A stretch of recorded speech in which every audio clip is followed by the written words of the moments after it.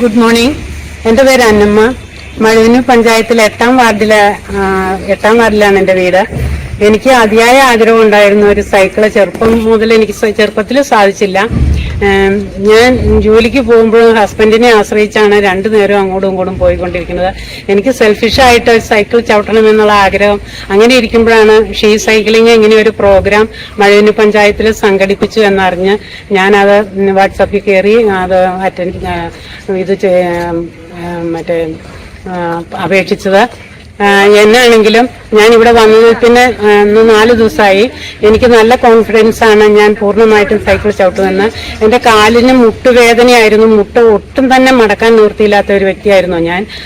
എനിക്കിപ്പോൾ കാല് മുട്ട് ശരിക്കും മടക്കി സൈക്കിൾ ചവിട്ടാം എന്നുള്ള 90% എനിക്ക് 10% കൂടിയാണ് എനിക്ക് വേണ്ടിയുള്ളൂ.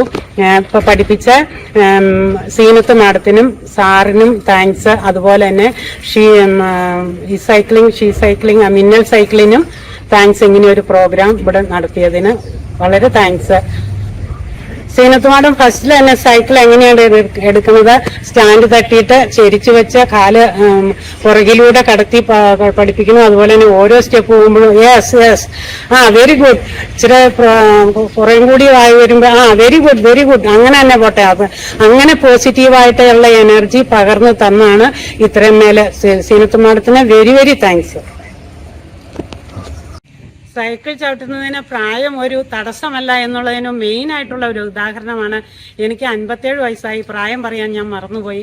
പരിശ്രമം ചെയ്യുന്നതിൽ എന്തിനേയും വശത്തിലാക്കാൻ കഴിവുള്ള വണ്ണം ദീർഘങ്ങളാം കൈകളെ നൽകി മനുഷ്യനെ പാരിലേക്ക് അയച്ചൊരീശൻ.